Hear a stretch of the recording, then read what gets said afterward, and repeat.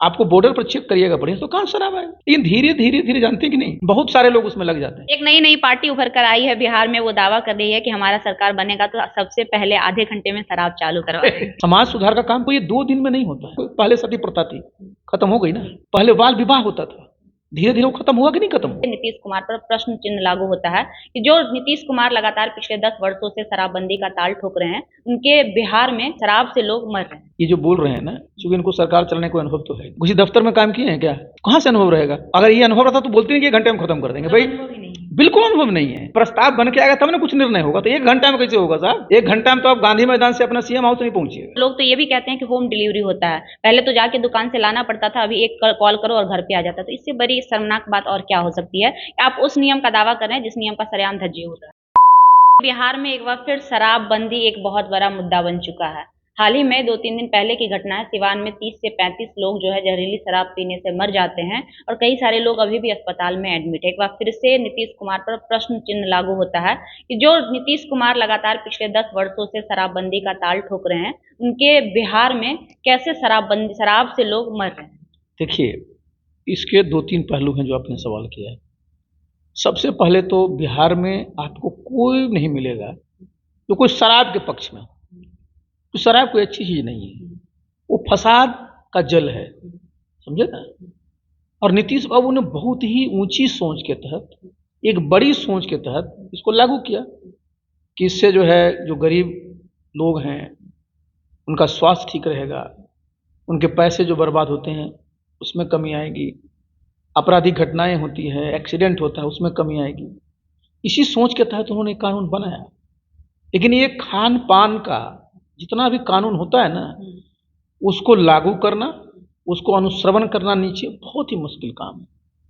और इसको सिर्फ आप जो है, क्योंकि ये समझिए इस प्रकार की जो बुराई है जो समाज में है, उसको सुधारने के लिए समाज सुधारक की भूमिका होती है। तो आप सिर्फ कानून के तहत इसको नहीं खत्म कर सकते, इसके लिए जन जागरण चलाना पड़ेगा, लोगों के बीच में कार्यक्रम चलाए जाने पड़ेंगे कि भाई इसके क्या क्या नुकसान है। तो मैंने इस पर बहुत विचार किया, कई चैनल में पूछा भी गया। तो मेरा एक अनुरोध मुख्यमंत्री जी से है, पहले भी मैंने उनसे अनुरोध किया था कि इसमें चूंकि 8 वर्षों से यहाँ शराबबंदी की नीति चल रही है, एक हाई लेवल की कमेटी बनाइए कि इतने वर्षों में जो आपकी जो मंशा थी वो कितना पूरा हुआ है, कहाँ कहाँ समस्याएं आ रही है, कैसे अवैध शराब की बिक्री हो पाती है, शराबबंदी रहते हुए कैसे जहरीली शराब यहाँ पर आ जाता है। तो जब पूरा का पूरा, जब आप उसमें एक कमेटी बनाएंगे और उनको समय देंगे, वो लोग लोगों से बातचीत करेंगे और वो कोई न कोई आपके सामने प्रस्ताव रखें। क्योंकि देखिए, कोई भी नीति बनाई जाती है ना, तो उसका प्लस माइनस होता है और एक अवधि के बाद उसका एक होना चाहिए रिव्यू, और उसमें बदलाव होते हैं। बहुत सारे राज्य में लागू किया गया है, उसमें बाद में बहुत तरह के बदलाव किए गए हैं।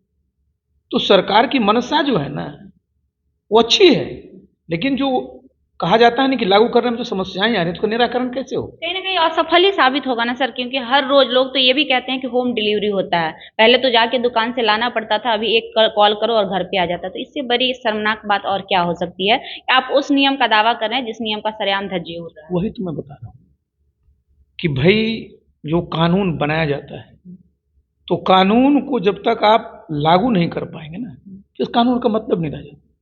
और अगर अवैध शराब बिक गया, जहरीली शराब पी के लोग मर गए, तो सबसे ज्यादा पीड़ा अगर किसी को होती होगी ना, मैं नीतीश बाबू को जानता हूं, उनको होती होगी। साथ ही साथ मैंने कहा ना कि भाई ये समाज में कुरीति है, इसको दूर करने के लिए सामाजिक पहलू भी आपको उठाने पड़ेंगे, लोगों को उसके बारे में जागृत करना पड़ेगा, तब जाकर के। और कोई ये 2 दिन में नहीं होता है। समाज सुधार का काम कोई, पहले सती प्रथा थी, खत्म हो गई ना। उस समय भी कानून बनाना पड़ा था, लेकिन समय लगा। पहले बाल विवाह होता था, धीरे धीरे वो खत्म हुआ कि नहीं खत्म हुआ। उसी प्रकार से इस प्रकार की जो भी कुरीति है ना, थोड़ा समय लगता है। फिर सवाल उठता है कि लोग शराबबंदी की तो बात करते हैं, लेकिन शराब बनाने वाली फैक्ट्री पर लगाम नहीं लगाया जाता है। जब तक जहर बनेगा वो मार्केट में आएगा ही और लोग उसका सेवन करेंगे ही। तो अगर जहर को हमें हटाना है अपने समाज से, अपने परिवेश से, तो हम उस जहर बनाने वाली कंपनी, फैक्ट्री पे क्यों ना लगाम लगाएं। मोदी जी भी शराबबंदी के खिलाफ है, गुजरात में भी शराबबंदी है। तो आखिर इन नशीली पदार्थ को भारत में आने क्यों दिया जाता है और क्यों उसको बनाने दिया जाता है? एकदम आप जो सवाल बहुत ही सही सवाल कर रहे हैं। अब देखिए, एक तो शराब यहाँ तो बंद है, मैन्युफैक्चरिंग पर बंद है, प्रोडक्शन सब बंद है। बाहर से आ रहा है, चाहे नेपाल के रास्ते आ रहा हो, यूपी के रास्ते आ रहा हो, झारखंड के रास्ते आ रहा हो, आपका बंगाल के रास्ते आ रहा हो, कहीं से भी आएगा, बिना सरकार की अनुमति का पॉसिबल नहीं, सरकार की तो अनुमति नहीं है, क्योंकि कानून है। मैंने जिस बात को कहा ना कि इसको जो इन्फोर्स करना है, जिनको लागू करना है, उन लोगों ने जो है, कहिए कि नीतीश बाबू को जो कहते हैं एक तरफ से कि साथ नहीं दिया। जो सोच उनकी थी ना, अगर सही में बताएं, आपको बॉर्डर पर चेक करिएगा बढ़िया, तो कहाँ शराब आएगा। लेकिन धीरे धीरे धीरे, जानते हैं कि नहीं, एक एक कमाई का जरिया जब हो जाता है, बहुत सारे लोग उसमें लग जाते हैं। इसलिए तो मैंने क्या कहा कि भाई जब कमेटी बनाइएगा ना, तो सारी चीजें आएंगी, तब आपको लगेगा कि क्या करना चाहिए। इसलिए मैं बोल रहा हूँ। के ही एक नेता है मांझी जी, वो तो खुलकर कहते हैं कि नेता लोग भी शराब में रात में थकने के बाद सोने से पहले, दिन में थकने के बाद रात में सोने से पहले शराब पीते हैं, ये कभी सफल नहीं होगा। तो मांझी जी का व्यक्तिगत अनुभव होगा तो अपना बोलते हैं, इस पर हम क्या कहें। क्या मतलब आपस में ही जब नहीं बन पा रही है तो कहाँ से एग्जीक्यूट कर पाएंगे उसको? नहीं, देखिए, फिर मैं बोल रहा हूँ कि कानूनन तो कोई नहीं कर सकता है, ये तो मैं बताया आपको। लेकिन जो मैंने बताया ना कि खान पान का मामला है कि किस प्रकार से वो करता है, तो हर एक जगह आपका कैमरा लगा रहेगा, हर एक जगह पुलिस वाले बैठे रहेंगे, संभव ही नहीं है। ये तो स्वेच्छा से धीरे धीरे लोग क्या करेंगे। मैंने बताया ना, सती प्रथा काहे खत्म हो गया, धीरे धीरे।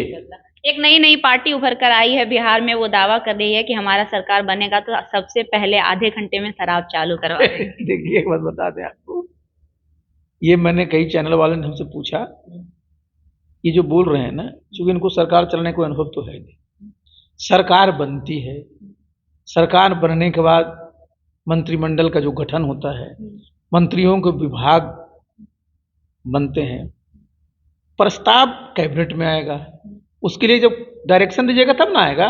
वो राजनीतिक सलाहकार है और आप कहने से उनको है काहे के लिए राजनीतिक सलाहकार रहेंगे। राजनीतिक सलाह, देखिए, सलाह देना और काम करना, किसी दफ्तर में काम किए हैं क्या, कहाँ से अनुभव रहेगा। अगर ये अनुभव रहता तो बोलते नहीं कि 1 घंटे में खत्म कर देंगे। भाई बिल्कुल अनुभव नहीं है।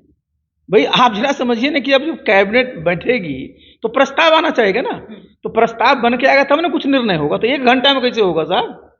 1 घंटा में तो आप गांधी मैदान से अपना सीएम हाउस नहीं पहुंचिएगा। 1 घंटा में गांधी मैदान से सीएम हाउस नहीं पहुंचेगा। धन्यवाद सर।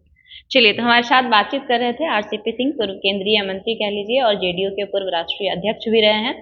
साफ शब्दों में कह रहे हैं कि अब ये अपना दल बनाएंगे और दल बनाने के बाद मजबूती से जमीनी स्तर पर जाएंगे, लोगों से बातचीत करेंगे, मिलेंगे, देखेंगे।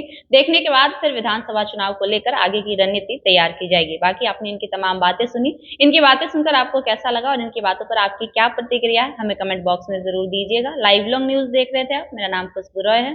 बहुत बहुत धन्यवाद।